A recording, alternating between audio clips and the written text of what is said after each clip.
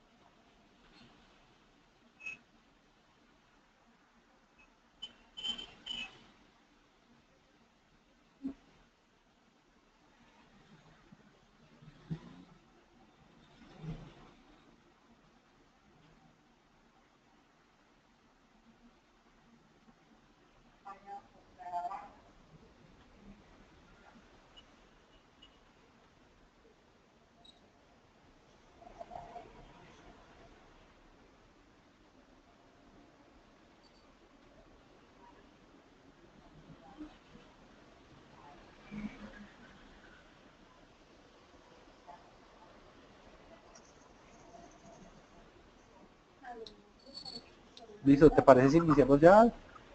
Listo, listo, perfecto. Pongo la Listo. presentación entonces en mi pantalla, ¿verdad? Sí, señor. Ya, si quieres, dale iniciar presentación ahí en el PowerPoint.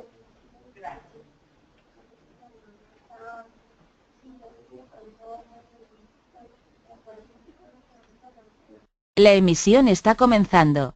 Todos los asistentes están en modo de solo escucha.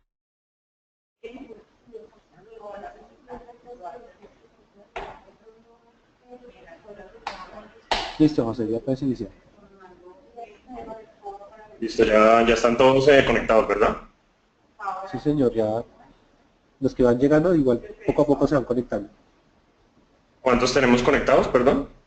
En este momento estamos 4. Ujú. Ahí en el pad de asistentes, ahí están todos los que ves. A ver, panel de asistentes.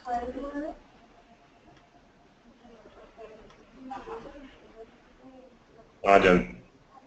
Javier Montaña, John Jairo y Jorge. Bueno, muy buenos días, Javier, John Jairo y Jorge. Voy a prender un momento la cámara para presentarme. Ahorita la apagamos porque me comentaron que esto puede generar un poco de demora en la comunicación, pero quería presentarme primero. Mi nombre es José Roberto Herrera. Yo soy abogado especialista en propiedad intelectual, derecho de entretenimiento y derecho de Internet. Y he trabajado mucho con la industria del software y entretenimiento. Como ustedes saben, pues el tema legal, cuando hablamos de videojuegos, de software, de entretenimiento, tiene que ver mucho con la propiedad intelectual, ¿sí? Entonces, bueno, primero quería entonces presentarme y, bueno, empecemos porque no tenemos mucho tiempo. Son son exactamente las 10, ¿sí? La idea es hacer una exposición de 50 minutos y para dejar en los últimos 10 minutos un espacio para preguntas. ¿Bien? Entonces, bueno, bien, cuando hablamos de propiedad intelectual, pues este es un concepto que me imagino que, bueno, todos ya habrán oído alguna vez y es muy importante en la economía actual, ¿sí? No sé si han leído un libro que se llama La economía naranja, se lo recomiendo mucho. Es un libro que explica precisamente cómo la industria creativa en todo el mundo, no solo en Colombia, es tal vez en el momento actual la fuente principal de riqueza, ¿sí? Tiene unas estadísticas sorprendentes sobre la forma todo el tema de la protección de la cultura, del entretenimiento, de la industria creativa genera riqueza y por eso la forma de proteger esa riqueza es mediante, una de las formas principales de proteger esa riqueza es mediante la protección de esos derechos de propiedad intelectual, ¿sí?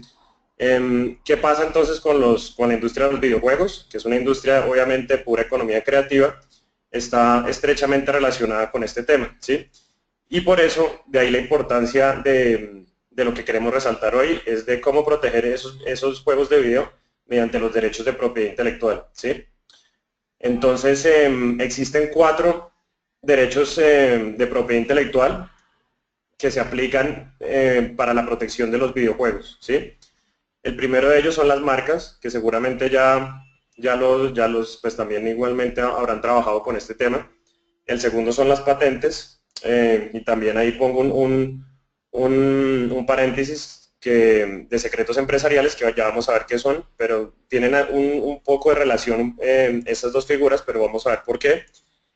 La tercera es el derecho de autor, que es tal vez la forma más aplicada para proteger esos juegos de video. Y la cuarta son los que llamamos los derechos de imagen, ¿sí? Estos derechos de imagen no han sido clasificados propiamente como un derecho de propiedad intelectual, pero sí en últimas protegen un intangible, ¿sí? Cuando hablamos de derechos de propiedad intelectual, ¿a qué nos referimos? Básicamente no existe una definición legal en la ley colombiana o internacional donde diga que es un derecho de propiedad intelectual, pero sí básicamente el derecho de propiedad intelectual protege, pues como su nombre lo dice, un intangible, ¿sí? Ya la propiedad pues no está medida cuando hablamos de propiedad intelectual sobre la propiedad que yo tengo sobre una casa, sobre una finca, sobre cualquier tipo de bien tangible, sino sobre cualquier tipo de bien intangible como su nombre lo dice, y es la propiedad más valorada en el estado actual, en la modernidad actual, es la propiedad más costosa, digámoslo así. Si hablamos 30 años atrás, casi que el valor de la riqueza pues estaba medido, era más por un tema de propiedad tangible, pero si ustedes ven el costo de las empresas actualmente, pues están medido por el valor de sus derechos de autor, de sus marcas, de sus patentes. Por ejemplo, Google pues es de las marcas más valoradas actualmente y es precisamente pues un derecho de propiedad intelectual, ¿sí? Bueno, entonces esta es la estructura de la presentación. Vamos a ver esas cuatro figuras. Entonces empecemos por la primera, cuando hablamos de las marcas, ¿sí? Cuando hablamos de las marcas, cuando hablamos de las marcas, ¿qué identifica una marca? ¿Sí? Una marca identifica bienes o servicios, ¿sí? Normalmente la gente en Colombia, pues obviamente esto no lo tienen que saber los que no son abogados, pero se confunden mucho, es respecto a qué es una marca, ¿sí? Como les digo, la marca solamente identifica un bien o servicio. En ningún momento estamos hablando del nombre, del nombre comercial de la empresa, tampoco estamos hablando de la razón social de la empresa, sino que la marca lo que identifica es el bien y servicio, ¿sí? Cuando hablamos, por ejemplo, una marca Electronic Arts, como obviamente ustedes conocerán esa marca, que es de las más reputadas en la industria de los videojuegos, esa marca pues está registrada para identificar tanto bienes como servicios, ¿sí? Pero obviamente la marca, la propiedad de la marca puede ser de una empresa que se llama Electronic Arts, una empresa constituida que se llama Electronic Arts, o puede ser de titularidad de una empresa que no tenga nada que ver con el nombre de la marca, ¿sí? Entonces, por ejemplo, si yo hablo de la marca de servicios legales Herrera Díaz Abogados, no necesariamente mi sociedad se tiene que llamar así, sino que esa sociedad que yo registré en Cámara de Comercio no tiene nada que ver con la marca, ¿sí? La marca yo la registro en Colombia ante una entidad que se llama, de la rama administrativa del Estado, que se llama la Superintendencia de Industria y Comercio en la Dirección de Signos Distintivos, ¿sí? Pero todo este preámbulo de la definición de marca para comentarles que es la primera figura para proteger un videojuego o cualquier plataforma o cualquier aplicación móvil que uno tenga alrededor de un videojuego, ¿sí? Entonces, ese trámite de marca se rige bajo el principio de primero en el tiempo y primero en el derecho. Es decir, si yo registro primero, el que primero registre pues tiene el derecho. No es un derecho el de la marca que se constituye por medio del uso, ¿sí? Así yo cree mi videojuego y lo publicite en el mercado, me vaya muy bien. Y si yo no registro la marca, a pesar de que yo la haya usado hace 10 años, hagamos de cuenta que yo, sí, bueno, fui Nintendo y en los 90 saqué Mario Bros, pero nunca registré la marca. Es muy difícil alegar que si alguien me ganó en el registro, es decir, que en el 2000 llegó y registró Mario Bros y empezó a usarlo para videojuegos, es muy difícil llegar y después probar que yo tengo la marca, ¿sí? Me tocaría entrar a demostrar la mala fe de la otra persona, pero eso es muy difícil de demostrar en la práctica, ¿sí? Entonces, eso es clave, como les digo, ustedes cuando uno saca un producto al mercado, lo importante, lo primordial al principio es registrar esa marca que es, como les digo, es la propiedad más valorada en la actualidad, ¿sí? La marca igualmente está regida por un principio que se llama el de la especialidad. Esto quiere decir que hay 45 clases de bienes o servicios frente a los cuales yo puedo registrar mi marca, ¿sí? Entonces, de la clase 1 a la 35 me está hablando la clasificación de marcaria, es una clasificación que se llama Clasificación Internacional de NISA. En Google pueden entrar con ese nombre, Clasificación Internacional de NISA, y les salen toda pues, la completa clasificación. Y de la 1 a la 35 son productos y de la 35 a la 45 son servicios. Esta clasificación, ¿por qué se hace? ¿Sí?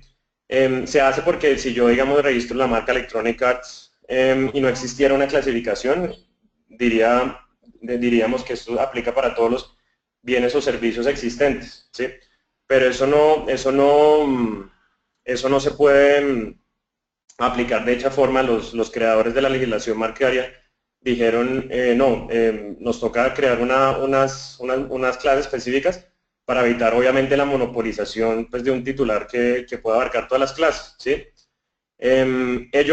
Ello obviamente pues favorece pues, a que haya más libertad de competencia, pero obviamente si yo tengo mi marca registrada en una clase o en varias clases y llega un competidor y saca una marca similar o igual, pues yo sí puedo en ese caso impedirlo, ¿sí? No tiene que ser obviamente la misma clase, pero sí una clase relacionada para que yo pueda impedir esa conducta, ¿sí? En la industria de los videojuegos existen 3 clases principales frente al registro de sus marcas, ¿sí? La primera de ellas es la clase 9, que se refiere a software, programas de computador. Los juegos de video son en últimas son en gran parte programas de computador, ¿sí? Pues hay un código fuente, un código objeto, frente al cual pues ya se clasifica como un programa de computador, y entonces eso es muy importante registrarla en esa clase 9 como programa de computador, como una aplicación móvil que puede ser usado ya sea en un PlayStation, un Nintendo, un Xbox, cualquier plataforma, o incluso en las aplicaciones móviles de Apple, Android, bueno, cualquier cosa. Entonces es clave, si ustedes tienen un videojuego, este primer paso es registrarlo en esa clase. También hay una clase diferente que es específicamente para juegos de video, que es la clase 28, ¿sí? Esas dos clases son las más importantes para registrar un juego de video. Sin embargo, como que, quería aclararles que obviamente los videojuegos no solamente se limitan a que sean un programa de computador, porque hay muchas cosas detrás de un videojuego, ¿sí? Crear un videojuego casi que es mucho más complejo a veces que crear un software, porque el videojuego, como ustedes bien saben, implica pues también un guión, una historia detrás, un tema de personajes, casi que es como una película, casi como una obra multimedia, una obra audiovisual. Entonces, no solamente pues podríamos decir que el videojuego simplemente es un programa de computador, porque va más allá de eso, ¿sí? Sin embargo, sí es muy importante registrarlas en esas dos clases. Hay una clase adicional que ya se refiere al tema de servicios, ¿sí? Para servicios de educación, esparcimiento y entretenimiento. Esta clase adicional es para, como les digo, la clasificación marcaria de la clase 35 a la 45 identifican servicios, ¿sí? Entonces, obviamente ustedes no protegen solamente los productos, sino también en este caso servicios, y los más relacionados con los videojuegos son precisamente la educación, esparcimiento y entretenimiento, servicios de la clase 41. En Colombia, pues digamos, hay una facilidad cuando ustedes van a registrar en varias clases que se llama la solicitudes multiclase, en donde después de la primera clase, las clases adicionales, hagamos de cuenta que se las solicitamos en la clase 9 y queremos registrar la marca en las clases 28 y 41. Entonces, después de esa clase 9, las tasas adicionales que me va a cobrar por cada solicitud en clase adicional se van a disminuir, ¿sí? Igualmente hay facilidades en Colombia frente al registro de marca de la microempresa, donde se facilita mucho el tema pues, económico para el microempresario. La microempresa en Colombia es aquella que tiene menos de 10 trabajadores y menos de 100 salarios mínimos de capital, ¿sí? Bueno, eso como las clases aplicables a las marcas. Cuando hablamos ya de protección de personajes, digamos Electronic Arts, un ejemplo de una marca de videojuegos, esa pues clasificaría perfectamente en esas tres clases. Igualmente, yo puedo proteger como marca los personajes ficticios, que como ustedes saben en la industria de los videojuegos influyen mucho, ¿sí? Acá les pongo un ejemplo, pues el clásico Mario Bros, pero pues como también bien ustedes saben, existen muchísimos personajes ficticios creados en la industria de los videojuegos, y una de las grandes recomendaciones es registrar los mismos como marca también, ¿sí? Entonces esto me sirve para que el día de mañana, si alguien saca un personaje para vender camisetas y que yo hice en un videojuego, yo puedo alegar un tema de infracción marcaria, porque obviamente eso es un aprovechamiento de mi creación, y la forma casi que más grande para blindar ese tipo de propiedad intelectual es mediante el registro de la marca de ese personaje, ¿sí? Bien, ¿por qué es tan importante proteger, ¿por qué es tan importante proteger las marcas? Como les venía diciendo, una es pues para controlar obviamente esa imitación, de que el día de mañana pues se copien de mi marca de videojuegos o el personaje. Eso es como la razón principal de controlar esos actos de imitación. Pero más allá de eso es obviamente cuando yo ya tengo el derecho y queremos hacer las cosas bien, pues los terceros no van a usar mi marca ilegítimamente, sino que van a pedirme a mí la autorización. La forma correcta de hacerlo es mediante unas licencias, ¿sí? Donde yo pues otorgo la licencia marcaria, y otra forma adicional es mediante las sesiones, donde yo, en otras palabras, la sesión implica una venta, ¿sí? De mi marca, y la licencia implica pues ya una autorización, ¿sí? Hagamos de cuenta, en otras palabras, la licencia es como un arrendamiento que en términos más coloquiales, el arrendamiento que ustedes tienen de su inmueble cuando hablamos ya de propiedad intelectual, pues hablamos de una licencia o la compraventa de ese bien mueble. Cuando ya hablamos de bien intangible, pues hablamos de una cesión, ¿sí? Entonces, pueden haber licencias o cesiones de marcas y por eso es tan importante igualmente protegerlas, ¿sí? Hay muchas microempresas que ya cuando tienen su propiedad intelectual registrada, incluso pues ha pasado acá en Colombia que en la industria de los videojuegos, que hemos tenido la oportunidad de trabajar con algunas empresas que pues eran dos desarrolladores que protegieron sus marcas y después sale una oferta muy grande de una productora en Estados Unidos donde ellos pueden ceder esas marcas o licenciarlas para poder vivir, pues para poder, como les digo desde el principio, vivir de la propiedad intelectual, ¿sí? El otro tema que quería explicarles es el proceso de solicitud de marca. El proceso de solicitud de marca en Colombia, primero pues como hay que realizar una búsqueda, ¿sí? Una búsqueda de antecedentes marcarios para verificar que existen posibilidades de registro, ¿sí? Esa búsqueda es muy importante hacerla porque hay mucha gente también en Colombia que llegan y este trámite incluso no necesita abogado, pero toca estar pendiente de la solicitud allá en la superintendencia, toca monitorearla y mucha gente solicita y se olvida de ese tema y muchas veces hay requerimientos o oposiciones y las marcas y pues se pierde la plata en otras palabras, ¿sí? Pero antes de eso hay que hacer una búsqueda de manos expertas para verificar que sí existan posibilidades de registro de la marca, ¿sí? Ya una vez se presenta la solicitud, hay un examen de forma en Colombia, después existe una publicación donde da la oportunidad a terceros de presentar oposiciones, ¿sí?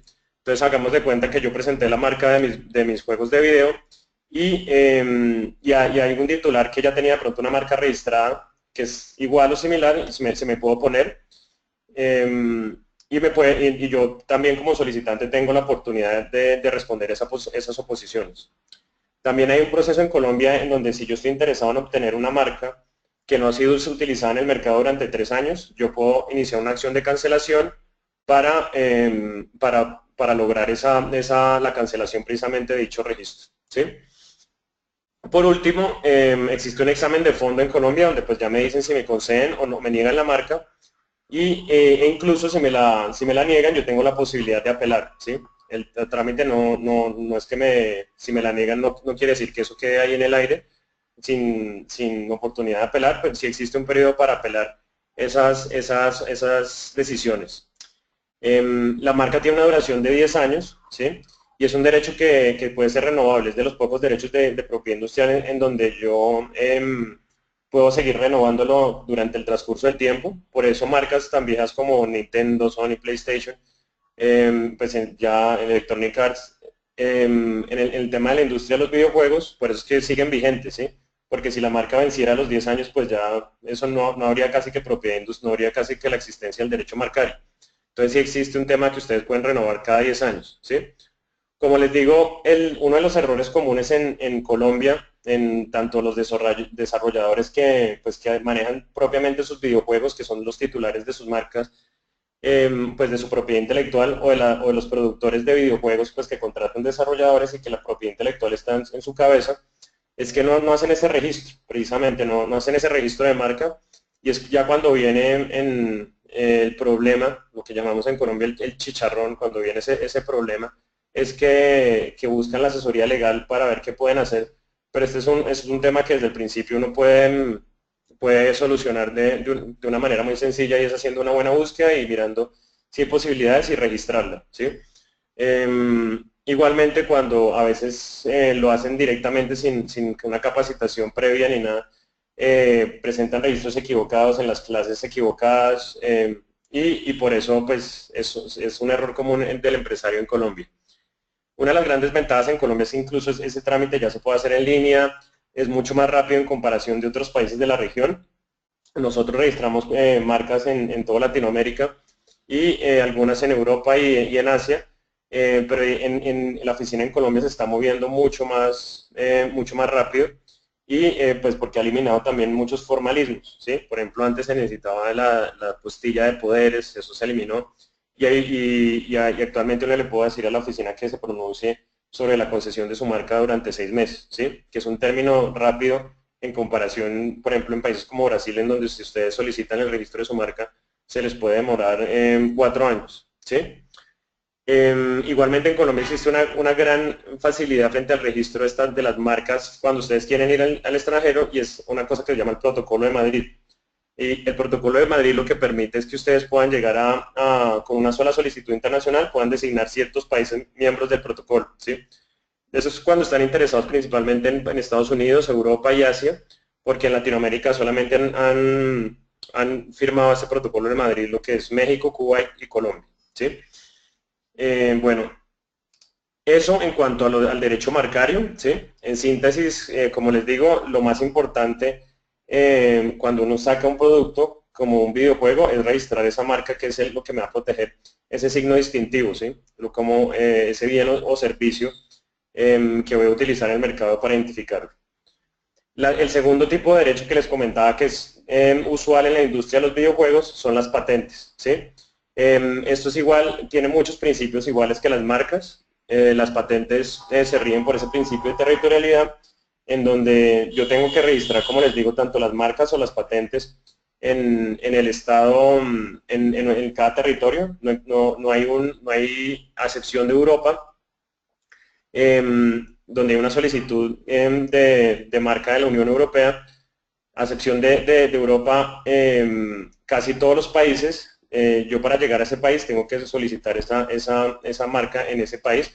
Hay tratados o patente en ese país, hay tratados para que ese trámite sea más fácil, que yo haga una sola solicitud, pero cada oficina nacional es la que me va a conceder o negar el registro, ¿sí? Entonces eso es lo que se llama el principio de territorialidad, en donde, por ejemplo, si me lo pueden negar eso pasa perfectamente en la práctica, en donde, por ejemplo, incluso en países vecinos como Colombia, de los países de la Comunidad Andina, Colombia, Bolivia, Ecuador, Perú, me niegan la marca en Colombia, pero pues me la pueden conceder en Perú, ¿sí? O la patente, ¿sí? Igualmente hay un tema que se llama la prioridad del derecho, que es, como les digo, tanto en marcas y patentes, el principio primero del tiempo, primero el derecho, el que primero registre es el que tiene el derecho. Y hay otro tema que se llama otro enfoque de ver la prioridad del derecho, y es que yo puedo solicitar, por ejemplo, una marca o una patente en Estados Unidos y después solicitarla en Colombia. Para las marcas, para yo tener esa prioridad de la fecha, para yo tener la prioridad de esa fecha en Estados Unidos, cuando la solicite en Colombia tengo que invocar la prioridad de una solicitud en Estados Unidos, ¿sí? Entonces, ¿eso para qué sirve? Si en el lapso de tiempo que yo solicito la marca o la patente en Estados Unidos, alguien me solicita en Colombia, a pesar de que hubo una solicitud en Colombia antes, si yo solicito en Colombia y solicito la prioridad de Estados Unidos, esa persona que llegó y solicitó en Colombia, a pesar de haber llegado antes, yo puedo impedir que tenga el derecho por haber yo invocado la prioridad en Estados Unidos por medio de una fecha anterior, ¿sí? Esto, digamos, en esta explicación puede sonar un poco confuso, de pronto con un ejemplo escrito es más fácil, pero en síntesis lo que quiero transmitirles es que la idea es que si yo vendo mi videojuego alrededor del mundo, la legislación me da la oportunidad de llegar a otros países con tiempo, dándome prioridad a la primera solicitud que hice, ¿sí? Eso en síntesis. Igualmente en Colombia hay trámites, cuando hablamos del Protocolo de Madrid en marcas, también hay formas que facilitan ese tema de las solicitudes, como es el tema del PCT, que es el Tratado de Cooperación en materia de patentes, y hay una patente también en la Unión Europea, donde con una sola solicitud yo puedo también designar ciertos países de la Unión Europea. Los derechos igualmente de las marcas, de las patentes, son básicamente pues los mismos de las marcas, que yo puedo impedir obviamente a cualquier tercero que use mi patente. Y es muy importante tener en cuenta el tema del contrato del inventor, ¿sí? Normalmente en la industria de los videojuegos, cuando hay una invención alrededor de un videojuego, esa patente casi siempre viene a ser titularidad de una empresa, pero para que esa empresa sea titular de esos derechos es muy importante tener el contrato de cesión del inventor a la empresa. Cuando son empleados sí es mucho más fácil, ya vamos a ver qué pasa cuando yo tengo desarrolladores vinculados, cómo se transmite esa propiedad intelectual, pero si no son empleados o contratistas, para yo transmitir ese derecho, sí se necesita un contrato de cesión del inventor, ¿sí? Hay diferentes clases de patentes en Colombia. La primera es la patente de invención, ¿sí? Que es la patente más difícil de obtener, pero es la que más grado de inventiva tiene, ¿sí? Los requisitos son básicamente tres. Es crear una patente que sea pues novedosa en todo eso se ve alrededor de todo el mundo, ¿sí? Que esa novedad sea algo nuevo en todo el mundo.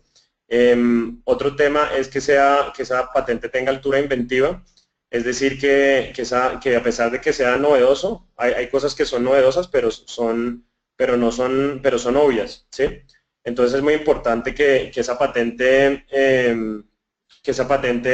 no sea obvia, ¿sí? Porque como les digo, hay cosas que son novedosas, pero para un examinador pues, pueden ser obvias, ¿sí? Y la última es la aplicación industrial, que es mucho más fácil de cumplir, que simplemente lo que yo patento tenga pues una aplicación en la industria, ¿sí? Esa patente de invención tiene una duración de 20 años, con posterioridad a esos 20 años, ese conocimiento ya va al dominio público, ¿sí? Y otra que se llama la patente de modelo de utilidad, que es una patente pues, de menor grado a la anterior, donde los requisitos basta que sea la novedad, que sea novedosa en el mundo y que sea aplicable en la industria, y esa duración de esa patente son de 10 años, ¿sí? Las patentes se componen por diferentes ítems. Uno es el título obviamente de la patente, el otro es la descripción de la patente, ¿sí? El otro es el resumen de la patente, los dibujos y las reivindicaciones, ¿sí? Esto para resaltarles que las reivindicaciones, ¿sí? Es lo más importante de la patente, que es un listado de los derechos que yo voy a proteger en la práctica, ¿sí? Que yo voy a proteger en la práctica. Por eso es clave tener una buena asesoría frente a la elaboración de esas reivindicaciones, ya que ese es el listado hagamos de cuenta, de ítems que voy a proteger con esa patente. Eso como una breve introducción al tema. Ya cuando hablamos de videojuegos,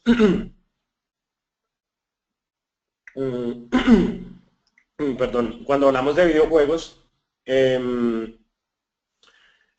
existe un dilema muy grande alrededor del mundo, y es que ha sido muy difícil patentar videojuegos como tal, ¿sí?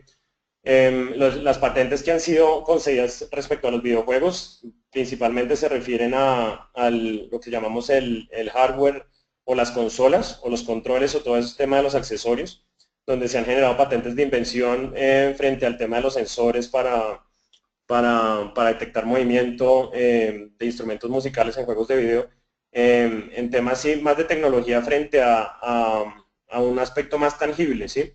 Pero cuando hablamos del aspecto más intangible del videojuego, que ya es el código fuente y el código objeto, la legislación mundial no ha concedido la patente sobre esos temas, ya que ha dicho que eso implicaría monopolizar demasiado el conocimiento y casi que no se podría inventar nada, no habría una libertad de mercado si se llegaran a patentar esas aplicaciones, esos videojuegos. Entonces eso se ha protegido más que todo por un tema de derecho de autor, ¿sí? Ya vamos a ver cómo se protege el derecho de autor, pero eso es lo que ha pasado principalmente en videojuegos, ¿sí? En Estados Unidos hace unos 5 años era más pro patentes, en el sentido de que patentaban más patentes de software que incluían igualmente videojuegos. Por ejemplo, la patente de Amazon del One Click Patent, pero ya hace 5 años pasaron al tema del Machine Test, que se refiere que esa patente debe traducirse ya en un resultado un poco más tangible, ¿sí? En otras palabras, que no se patenta como tal ese código fuente o código objeto, sino que ya es el que produzca un resultado un poco más tangible y no propiamente el código fuente y código objeto como tal.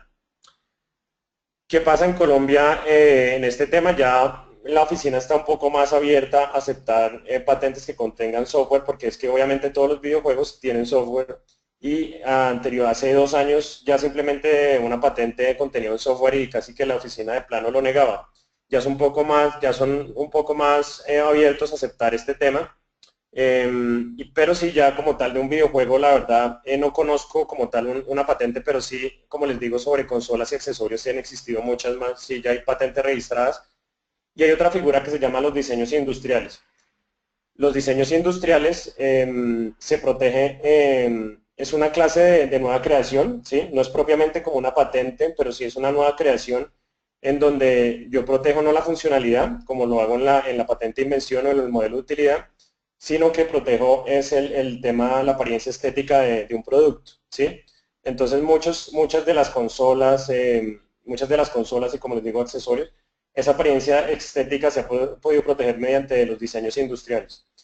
Eso tiene una duración de 10 años y después de esos 10 años eso queda en el conocimiento público, en el dominio público, es decir, cualquier persona lo puede utilizar.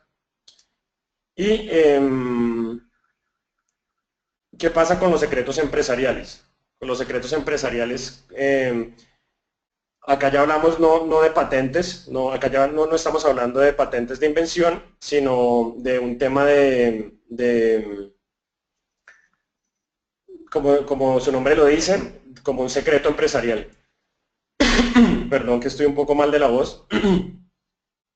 Voy a tomar un poco de agua por acá. Listo, ya. Cuando hablamos de secretos empresariales, muchas de las estrategias de las empresas alrededor del mundo es no patentar, ¿sí? Porque la patente, como su nombre como les decía, dura 20 años, el modelo de utilidad 10 años, y bueno, en el caso de diseños industriales, 10 años, pero bueno, esto es un tema de apariencia estética.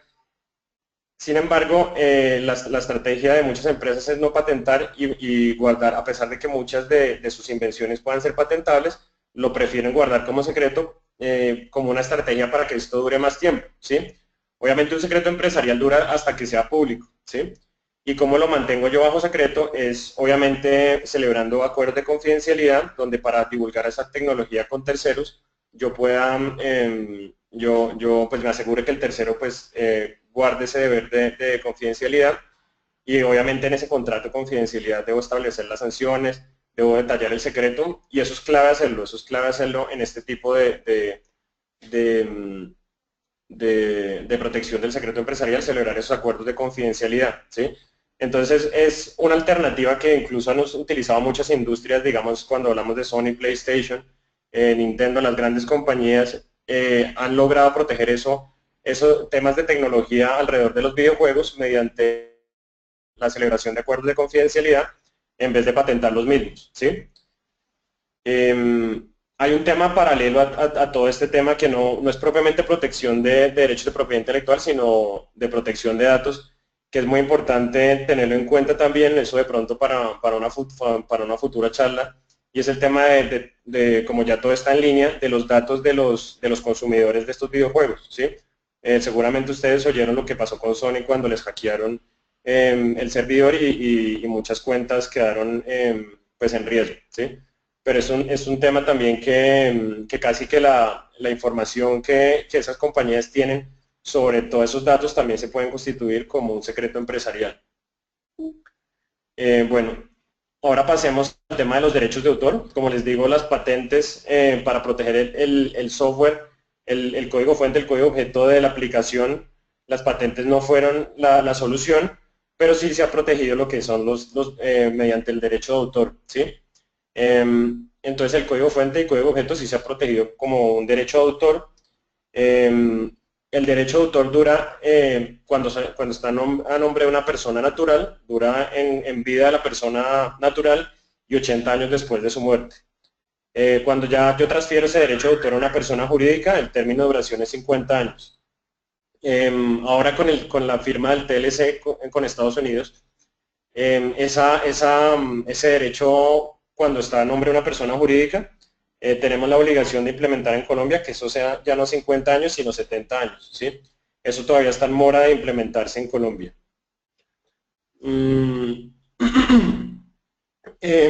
Existe una forma adicional de proteger esos derechos de autor, y es por medio del registro, ¿sí?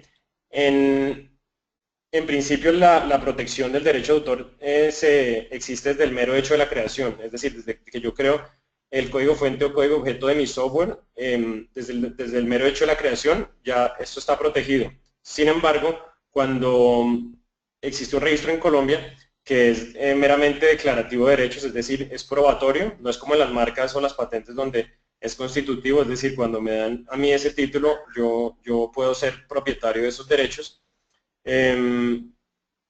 Y a diferencia del derecho de autor, ese título es declarativo, donde sí es muy recomendable hacerlo, pero me sirve es como para un efecto probatorio, ¿sí? Yo que puedo registrar alrededor de un videojuego, muchas cosas, la interfase, los diseños artísticos, diálogos, música, el argumento, la historia, y en general toda expresión que pueda ser materializada en un soporte, ¿sí? Esto de materializar en un soporte es clave que se entienda, porque obviamente si yo tengo en mi cabeza una idea de un videojuego que puede ser exitosísimo, ese tema hasta que yo no lo materialice y pues lo fije en un soporte, pues no voy a tener una protección de derecho de autor, ¿sí? Porque a veces muchos creadores dicen, no, es que eso fue mi idea, pero si yo nunca lo materialicé, no puedo llegar y proteger un derecho de autor, ¿sí? Y como les digo, pueden haber multiplicidad de obras, ¿sí? Para registrar, porque obviamente el argumento, la historia, los guiones, pues son obras, yo lo registro como obra literaria. Ya el tema del fondo, del arte detrás del videojuego lo registro como una obra artística. El tema del software lo registro como un software, un programa de computador. Y el tema de ya la música como tal, el video, lo registro como una obra audiovisual, ¿sí? Igualmente, como ustedes saben, en la industria de los videojuegos, así como la del software, hay multiplicidad de actores, no solamente pues es el desarrollador, sino que también es la persona que hizo la ilustración, todo este tema, y por eso es muy importante cuando uno es una productora de software que le está pagando un salario a estas personas para crear su videojuego, obtener ese tema de las autorizaciones para yo registrar. Cuando lo vaya a registrar, pues lo registro a mi nombre, obviamente tengo que poner quiénes son los autores, ¿sí?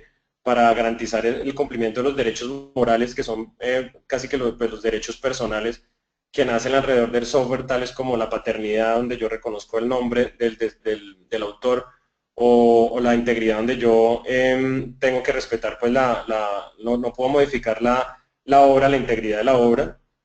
Y acá les pongo que el software pues es una obra en síntesis colectiva, ¿sí? En donde hay muchos agentes de por medio, pero guiados por medio de una persona natural o jurídica que los guía, ¿sí?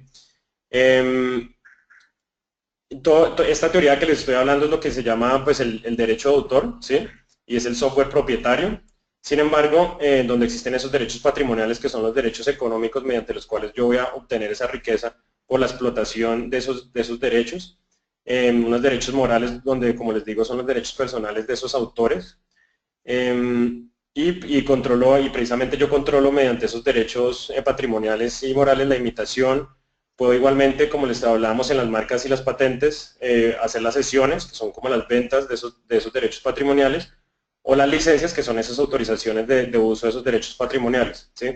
Existen otras formas de protección de esos derechos, otras formas de protección que no están basadas en el derecho de autor, sino que son algo que parte obviamente siempre de la autorización del autor, pero donde es un poco más flexible esos permisos, como lo que se llama el software libre, los Creative Commons, que seguramente ya no he oído hablar de ellos, y frente al cual también existe mucho movimiento en la industria de los videojuegos, principalmente en la red, no tanto cuando estamos hablando pues, de Nintendo, Sony, Xbox, Microsoft, todo ese tema pues está basado en el enfoque de software propietario.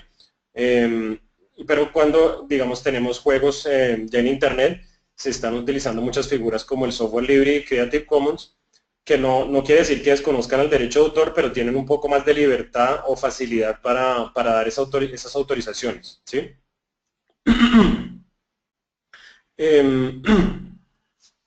El volumen de videojuegos creados por desarrolladores en el mundo normalmente se transmiten esos derechos a las empresas mediante contratos laborales o contratos de prestación de servicios, ¿sí? Lo que llamábamos en inglés los freelance. Para que existan esas transferencias de derechos, si yo pacto en el contrato, obviamente que esto está a favor de la empresa que me vincula laboralmente o del contratante que me vincula por un contrato de prestación de servicios, para que exista esa transferencia de esos derechos, yo tengo que pactar en el contrato, obviamente, que esos derechos se transmiten a esa empresa, ¿sí? Esa es la forma más fácil, obviamente, de transmitir esos derechos, hacer esa cesión de esos derechos, pero sucede muchísimo en la práctica que la gente pues vincula desarrolladores, las empresas vinculan desarrolladores y no pactan en los contratos estos, ¿sí? Y existe, a pesar de que no exista pacto, existe una presunción de transferencia, es decir, yo no pacté de quiénes son los derechos, pero si se cumplen ciertos elementos, yo puedo llegar y transferir ese tipo de derechos, ¿sí? En Colombia hay una ley muy importante frente a este aspecto, que es la Ley 1450-2011, ¿sí? Donde había una gran discusión respecto a qué pasaba sobre este tema de los derechos patrimoniales, si pertenecían al trabajador, al contratista o pertenecían a la empresa o al contratante, ¿sí? Entonces habían diferentes posturas antes de esa ley 1450-2011, donde decían que yo siempre, que no importara que yo tuviera un contrato donde transfería sus derechos, ya sea de prestación de servicios o laboral, yo tenía que en todo caso celebrar un contrato aparte donde tenía que celebrarlo mediante escritura pública o documento privado notarizado para transferir esos derechos y que digamos una presunción de transferencia solamente se aplicaba en contratos de prestación de servicios, pero no los laborales, es decir, en los laborales yo tenía que cumplir esos requisitos que les comento de un contrato aparte con la formalidad de la escritura pública o documento privado. Otros decían que esa presunción solamente en contratos laborales y otros decían que en ninguno de los dos. Entonces eso estaba muy discutido. Sin embargo, en la Ley 450-2011 pone en parte final a toda esa discusión y dice que cuando no hay no se pactaron esos derechos, la presunción de transferencia es la siguiente. Si yo tengo un contrato de prestación o servicios por escrito y la obra se relaciona con las actividades habituales en la época de creación de la misma del empresario, esos derechos patrimoniales de autor se transmiten al empresario, ¿sí? Entonces, esas son buenas noticias porque eso favorece como tal al empresario, ¿sí? Entonces se cumple esa presunción de transferencia en cabeza del empresario. Igualmente había un artículo importante hay un artículo importante de esa ley 1450, que es el artículo 30, que también muchos de los contratos donde se transferían esos derechos patrimoniales de autor, la gente no nombraba a quién pertenecían esos derechos patrimoniales y se estableció un término supletorio, es decir, a falta de pacto se establecían unas respuestas frente a qué sucedía en el contrato, y es si yo no fijé el país, yo hago una sesión de un videojuego, le quiero transmitir los derechos patrimoniales de autor sobre el videojuego a una empresa, si no pacté a quién pertenecen esos, si no pacté el término o el lugar de donde yo cedo esos derechos, se entiende que es el país solamente la transferencia y que el término se entiende que son solamente 5 años, ¿sí? No se entiende como antes se entendía que era para todo el mundo o que era para toda la duración de los derechos patrimoniales de autor, sino que se fijan estas normas para proteger al autor o a la persona que tiene sus derechos patrimoniales de autor. Se mantiene el tema de que sea siempre por escrito, obviamente para transferir esos derechos patrimoniales yo tengo que tener un contrato escrito para hacerlo, y cuando yo transfiero esos derechos es también importante hacer ese registro ante la Dirección Nacional de Derecho de Autor para que eso sea disponible a terceros, que en otras palabras es que sea público a terceros, ¿sí? Entonces es muy importante hacerlo, ese registro, y tener en cuenta esas presunciones que les acabo de nombrar en el tema de los contratos. Las ventajas de ese estado actual es que pues esto permite más agilidad en estos negocios, ya no se exigen todos esos formalismos para que esos derechos se transfieran a la empresa. Los términos supletorios también favorecen al autor, ¿sí? En muchos eventos, porque si yo no pacté, pues por ejemplo la Colombia, no, se entiende que solamente para Colombia si celebro el contrato acá y no se entiende que sea para todo el mundo, que antes sucedía mucho eso. Esa presunción a veces se justifica porque pues el precio que también se pagan a los desarrolladores justifica pues que la retribución de su trabajo. Y acá pongo un asterisco respecto a qué pasa en propiedad industrial que les había comentado antes. En las marcas y patentes no existen ese tipo de presunciones, basta que exista un contrato de prestación de servicios o laboral por escrito para que todos esos derechos de propiedad industrial pasen al empresario, ¿sí? Entonces, todos toda esa propiedad industrial que crean tanto desarrolladores como trabajadores o contratistas o desarrolladores vinculados por contratos laborales o de prestación de servicios, eso pasa automáticamente al empresario.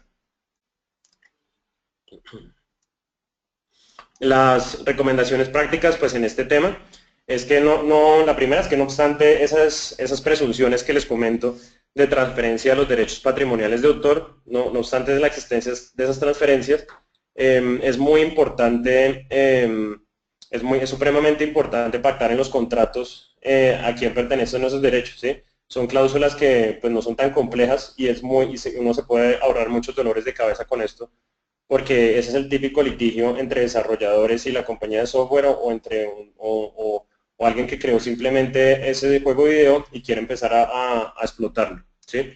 Es muy importante, como les digo, también registrar tanto el videojuego, pero no solamente, como les digo, con programa de computador, sino como obra audiovisual, obra literaria.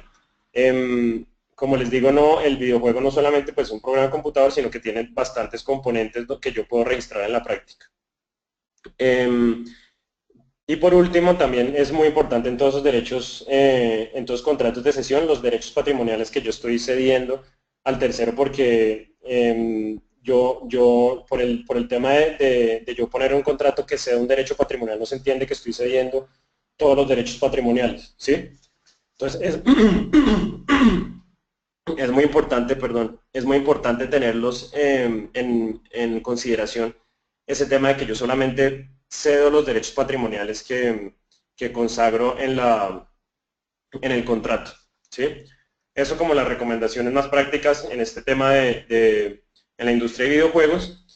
Y por último, viene ya el último intangible que les comenté, que son los derechos de imagen, ¿sí? En los derechos de imagen, como su nombre lo dice, se refieren a la imagen de personas, ¿sí? Igualmente se están aplicando actualmente con personajes ficticios, ¿sí? Eso es una discusión que sigue en la actualidad, si se aplica para ellos, pero en muchos países ya se está aplicando para personajes ficticios. En Colombia no conozco personalmente un caso de derechos de imagen propiamente en la industria de videojuegos, pero sí existen en derecho comparado. Obviamente, el tiempo obviamente no nos da para quiero como que esta capacitación sea para las figuras básicas de protección de los derechos de propiedad intelectual, pero digamos ya frente a la casuística pues no nos da tiempo, pero en este último punto sí les voy a mostrar un caso práctico que sucedió en Alemania frente a un videojuego en este tema de derechos de imagen. Entonces, como les digo, la teoría, antes de entrar a ese caso, la teoría básica es la siguiente. No solamente cuando hablamos de derechos de imagen nos referimos a la imagen de la persona o el personaje ficticio, sino igualmente nos referimos a la voz del personaje, a las posturas incluso, no solo, digamos cuando hacemos un juego de básquet y usamos las posturas de Michael Jordan, a pesar de que no sea la foto de Michael Jordan o exactamente la cara, existen ciertas posturas que ya están protegidas como un derecho de imagen, ¿sí? Es en realidad todo aquello que identifique a la persona, que pueda ser reconocible la persona mediante ese derecho, mediante ese uso. Y obviamente la recomendación práctica es que ustedes, si van a utilizar un personaje en un videojuego, pues tienen que tener esas autorizaciones y es mandatorio obtenerlas, celebrar ese tipo de contratos de cesión de derechos de imagen o una licencia sobre los mismos, ¿sí? Esos contratos ya se trabajan mucho en Colombia frente a este tema.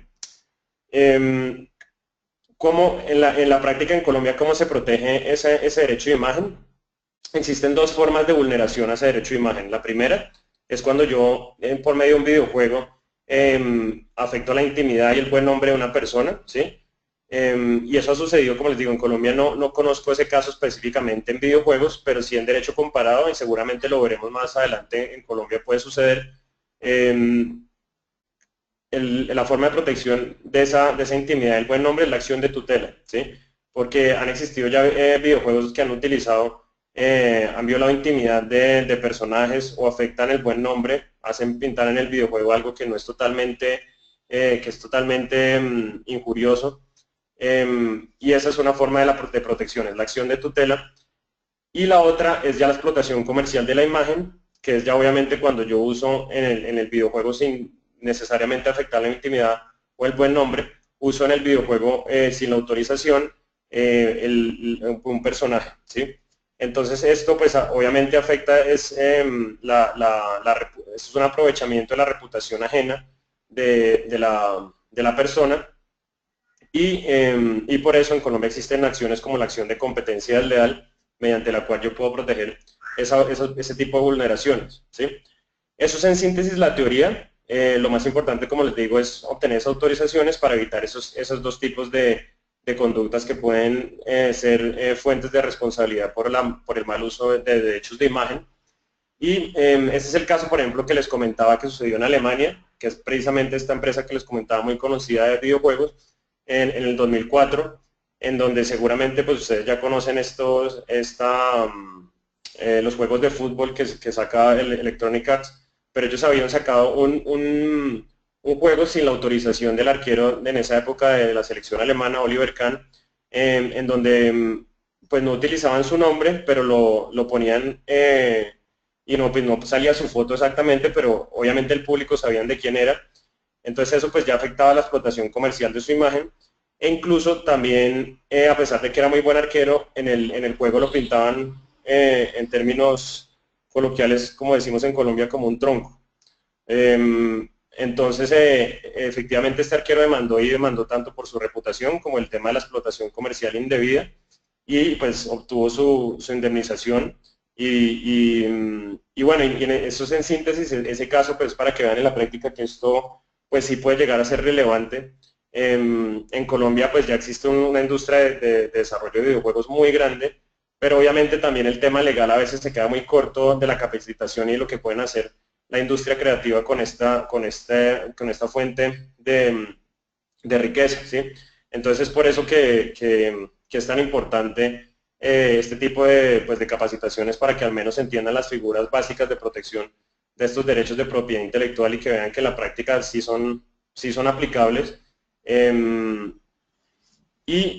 Bueno, estaba volando para alcanzar a hacer los 10 minutos de preguntas. Entonces es como complicado hablar así sin saber si me están oyendo todo, pero, pero entonces sí, bienvenidos al espacio de preguntas.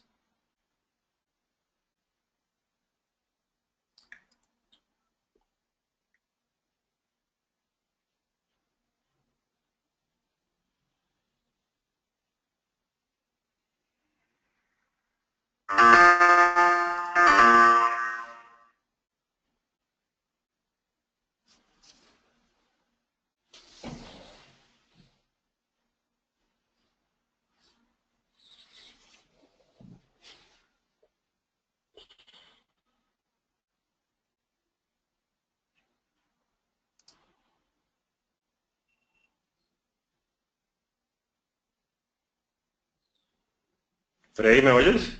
Ah, no. Aló, sí, no, al parecer pues no había escrito ninguna pregunta, no sé si tengan, Jorge o ya levantó la mano, pero Jorge, tienes ahí un panel que se llama preguntas, si deseas puedes colocar ahí la pregunta sobre lo que necesites.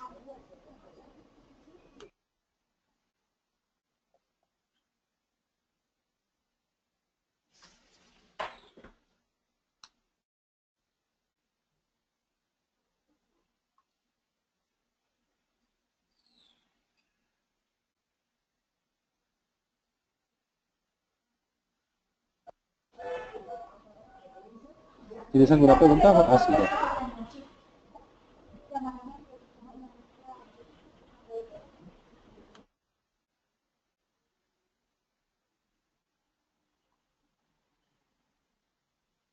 O sea, ¿puedes ver la pregunta? ¿Sí? Ah, que si la leo, ¿en qué parte la escribieron? Está todo en el panel de preguntas. ¿Perdón? En el panel de preguntas ahí las encuentras todas. El panel de preguntas.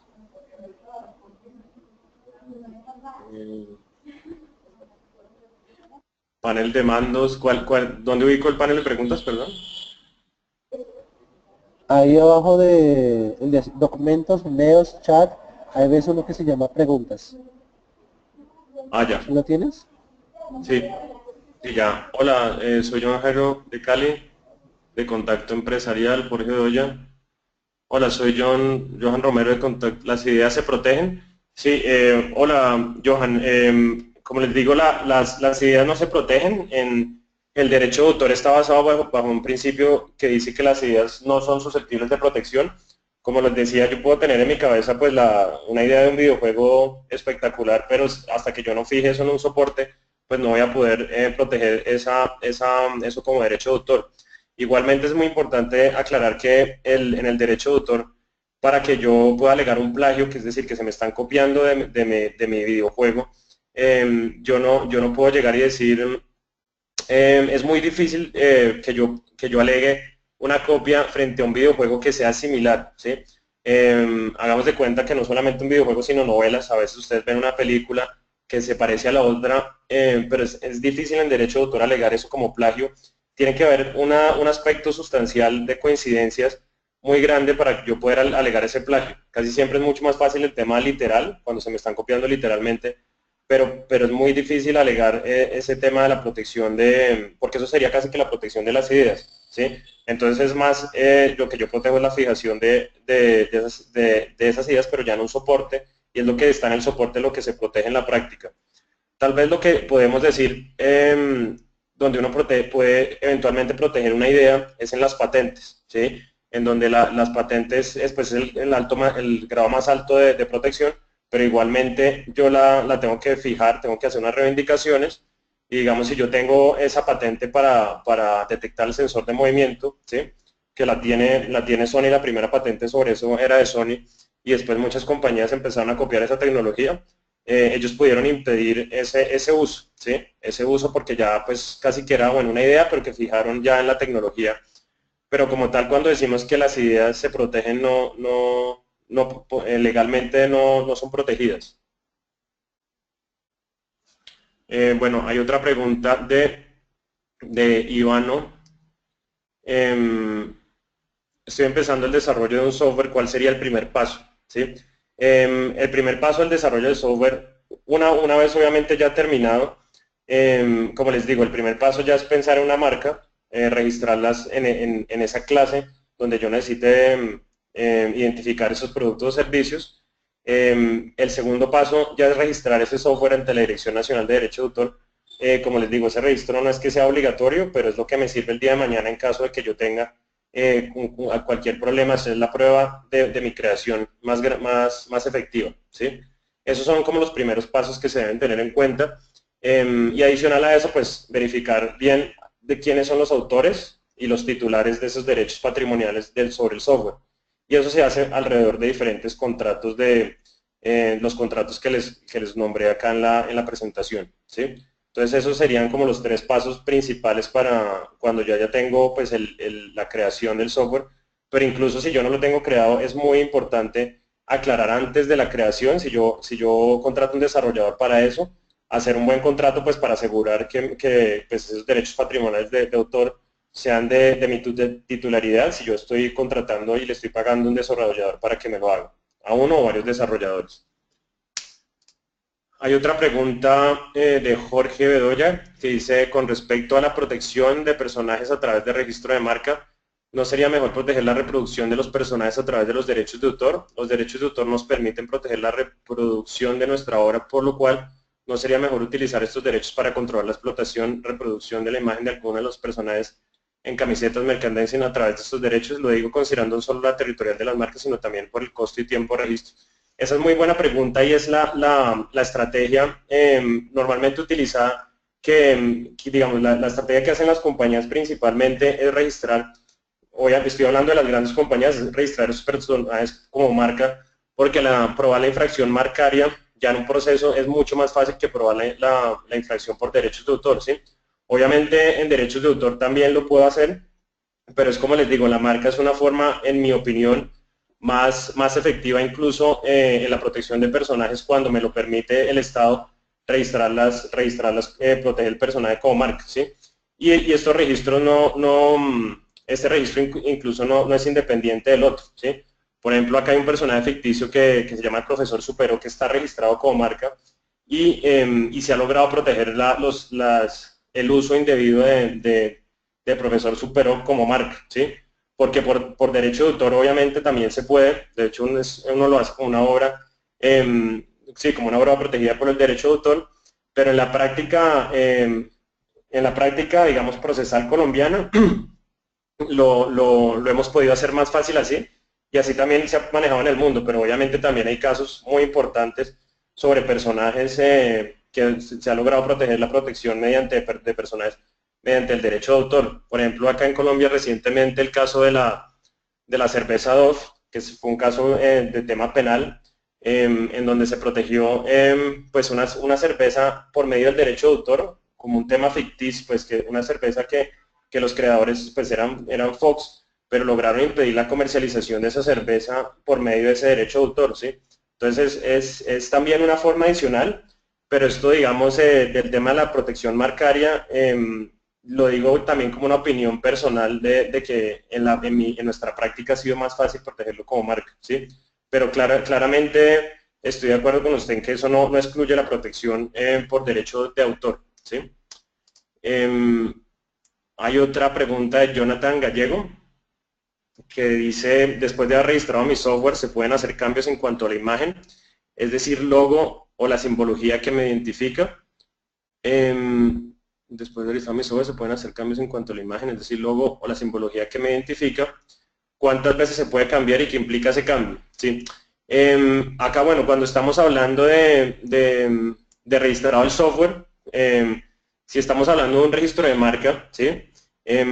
Si yo registré el software como marca, pues la marca del software, hagamos de cuenta el primer ejemplo que les ponía, Electronic Arts, la legislación colombiana, la edición 486 de 2000, lo que dice, si yo hago variaciones sustanciales de la marca, ya posteriormente yo no puedo, pues tendría que registrar otra, porque si es una variación sustancial y ya el consumidor la identifica de una forma diferente, tengo que hacer un nuevo registro, ¿sí?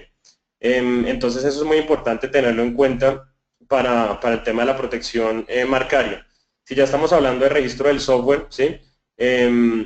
Bueno, no, acá estamos hablando del registro de la marca, ¿sí? Porque la pregunta dice pues la variación de la imagen, el logo o la simbología. Entonces, en síntesis, ese es el tema, esa es la respuesta. Si es una variación sustancial, sí es necesario modificar esa marca. Pero hay veces donde yo incluso con una variación mínima, donde no altere tanto, yo puedo seguir con la marca que tengo registrada, ¿sí?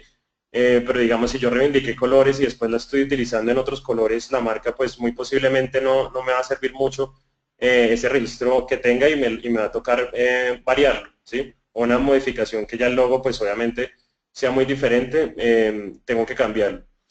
Bien, bueno, con esto damos terminado a esta sesión de webinar. Les agradezco mucho por su asistencia y bueno, cualquier pregunta al final de las diapositivas también estaba al final de las diapositivas está el contacto, cualquier cosa que necesiten.